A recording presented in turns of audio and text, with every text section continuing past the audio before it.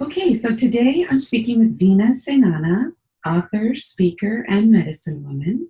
And Veena, I'd like to get some further understanding of the Kundalini. I've often heard people talk about that, and I was wondering if you could tell me what that entails and what it's all about. Oh, yes. Well, the Kundalini, this is one of my favorite topics.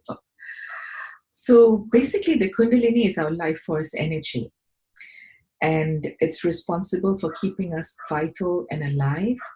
The Kundalini is housed in the Brahman knot. It's a serpent like coil of energy that is located right above our perineum. And it can be stimulated and activated by quite a few things, by breath work, by shamanic healing work, by sexual activity, by falling in love. So when it's stimulated, it will rise up. And what is the most important thing is that all our other chakras, especially the heart, is open.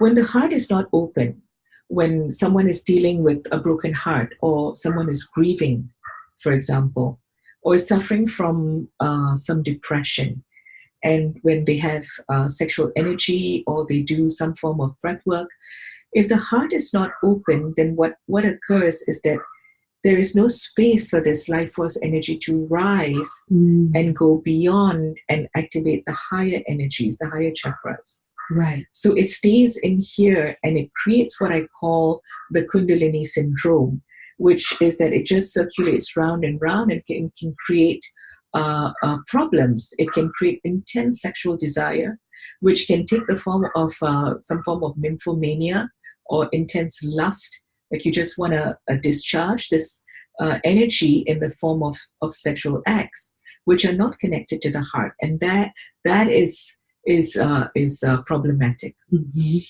So the Kundalini is key. It's our battery. It's our life force energy. When we have illness, using shamanic healing energy, the Kundalini can be activated, the heart can be opened, and massive life force can be run through our chakras, resulting in amazing amounts of healing taking place. People whose Kundalini is very active look younger, they're more vibrant, they have tons of energy, they're just alive, their life force is very high. And that's basically it. That's very interesting. Thank you so much for going into that with me. I appreciate it. So you can look younger, feel better, have better health. But it's important to know how to get everything. You need to go to a shamanic healer in order to do this all properly, correct? Yes, someone who knows what they're doing, who knows what they're talking about, that is vital. And the most important thing is that you trust them. Yes. Trust is the key. And also a healer who is filled with love. That's when you know it's a real deal, because you can feel that love, that love energy as a field around them, and you are embraced and held in that field. And that is the most powerful healing force ever. It is. I want to mention something that's very interesting. So in my line of work, I deal with a lot of women who have experienced sexual trauma. Mm-hmm. And there's a fear of sexuality, mainly because they've been abused. This Me Too movement, so many have been harassed, verbally abused, molested, raped, and so on and so forth. And so their sexual energy is kept firmly tamped down. Mm-hmm. There are blockages around their second chakras in their heart, where they're holding the memory of this energy of abuse.